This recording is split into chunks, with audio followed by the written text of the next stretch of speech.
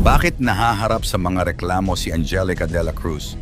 Isang dating sikat na aktres, isang kasalukuyang barangay chairwoman, at isang public official na ngayon ay nahaharap sa mga reklamong kinabibilangan ng plunder, malversation of public funds, at paglabag sa Anti-Graft and Corrupt Practices Act.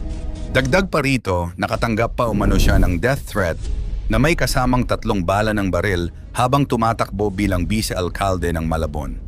Ano nga ba ang totoong nangyari kay Angelica de la Cruz? Kung lumaki ka noong dekada 90 at unang bahagi ng taong 2000s, malamang ay kilalang-kilala mo si Angelica de la Cruz. Isa siya sa mga pinakasikat na artista ng kanyang henerasyon at nakilala bilang soap opera princess.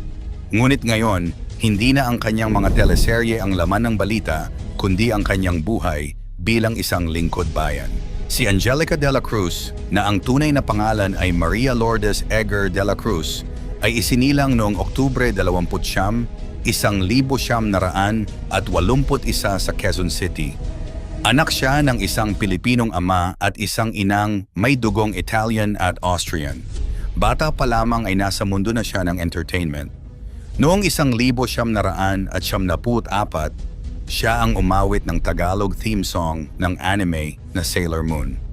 Pagsapit ng taong 1975, tuluyan na siyang naging bahagi ng showbiz at sunod-sunod ang kanyang mga proyekto sa telebisyon at pelikula. Isa sa kanyang pinakatanyag na karakter ay si Lavinia Arguelles sa teleseryeng Bituing Walang Ningning noong taong 2006.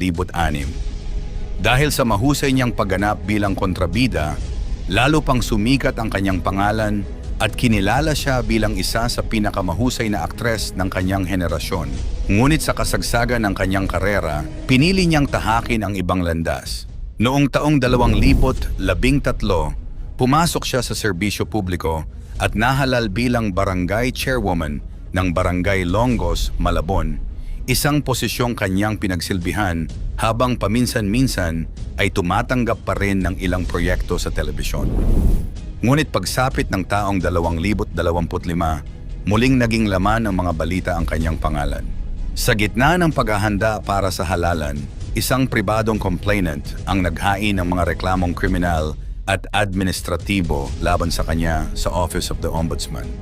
Kabilang sa mga reklamong isinampa ang plunder, malversation of public funds, at paglabag sa Anti-Graft and Corrupt Practices Act kaugnay ng umano'y maling paggamit ng pondo ng Barangay Longos.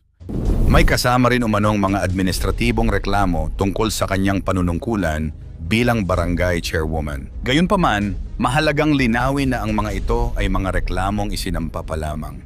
Hanggang sa kasalukuyan, wala pang pinal na desisyon ang Office of the Ombudsman o anumang hukuman na nagpapatunay na siya ay nagkasala.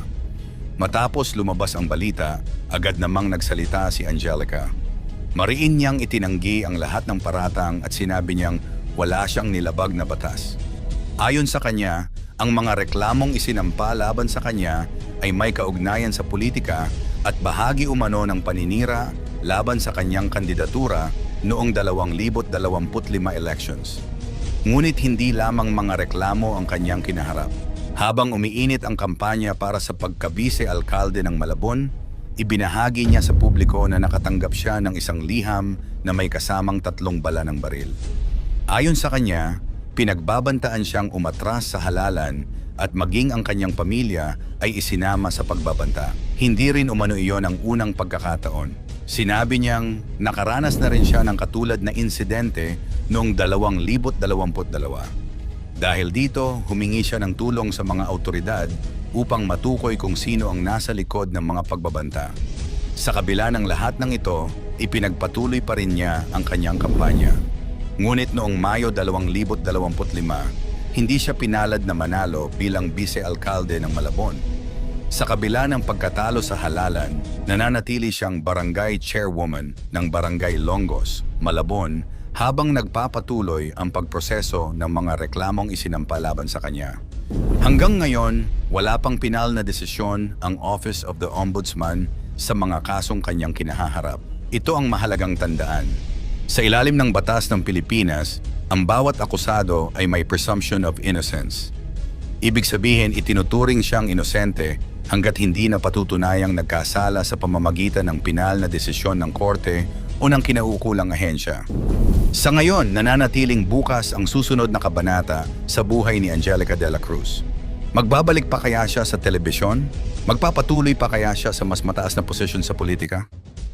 O tuluyan na ba siyang magtutuon ng pansin sa kanyang pamilya at sa kanyang paglilingkod sa Barangay Longos? At ikaw, sa iyong palagay, dapat bang hintayin muna ang pinal na desisyon ng ombudsman bago husgahan ang isang opisyal ng pamahalaan? Narito ang 10 na nakakakilabot na hula ni Jovi Vargas para sa Pilipinas. Pang-10, mga artista sa politika. Ayon kay Jovi Vargas, mas marami pang artista ang papasok sa mundo ng politika. Mula sa mga komedyante hanggang sa malalaking pangalan sa showbiz, inaasahang sasabak sila sa eleksyon. Nakakakilabot isipin dahil maaaring maging katawa-tawa ang politika. Pero sa kabilang banda, posibleng lumakas ang kanilang suporta mula sa mga tagahanga. Pang-9, bagong skandal na lalabas. Hindi pa natatapos ang mga issue, may panibagong skandal na ilalantad. Ayon sa kanya, ito ay may kinalaman sa pera. Money-related ulit at posibleng mas malaki pa kaysa sa mga naunang eskandalo. Nakakakilabot dahil ito raw ang magpapabigat lalo sa tiwala ng taumbayan sa pamahalaan. Pang-8, hustisya at investigasyon. Binanggit din ni Vargas na kahit ang pinakamakapangyarihan, kabilang na ang mga kamag-anak ng Pangulo, ay hindi makakaligtas sa investigasyon. Nakakakilabot isipin kung gaano kalalim ang paglilitis na ito, na posibleng magdulot ng pagkakahati-hati sa mga opisyal ng gobyerno mismo. Pang-7, galit ng taong bayan. Habang tumatagal, dumarami raw ang naipong galit ng mga Pilipino. Sabi ni Vargas, may isang babae na lalabas at mangunguna sa isang malaking kilusan laban sa katiwalian at pang-aabuso. Siya raw ang magiging simbolo ng paglaban ng taumbayan. Pang-6, Golden Age of Corruption. Pinangalanan pa mismo ni Vargas ang kasalukuyang panahon bilang Golden Age of Corruption. Napakatindi raw ng mga anomalya na halos lahat ng antas ng gobyerno ay may bahid ng katiwalian. Nakakakilabot isipin na baka ito na ang pinakamadilim na kabanata ng ating kasaysayan. Pang-5, Transition President. Ayon kay Vargas, posibleng hindi matapos ng Pangulo ang kanyang termino. Maaaring magkaroon ng Transition President bago matapos ang kasalukuyang administrasyon. Isa itong nakakakilabot na senaryo dahil magdudulot ito ng kawalan ng katiyakan sa bansa at posibleng kaguluhan sa ekonomiya at politika. Pang-4, mga senador at kongresista. Pinangalanan din ni Vargas ang ilang personalidad na magkakaroon ng malakas na papel. Chis Escudero, magiging malakas ang impluensya. Joel Villanueva, may laban na haharapin. Jingoy Estrada, babalik sa kontrobersya. Grace Poe, may malinis na imahe pero sasabak sa matinding laban.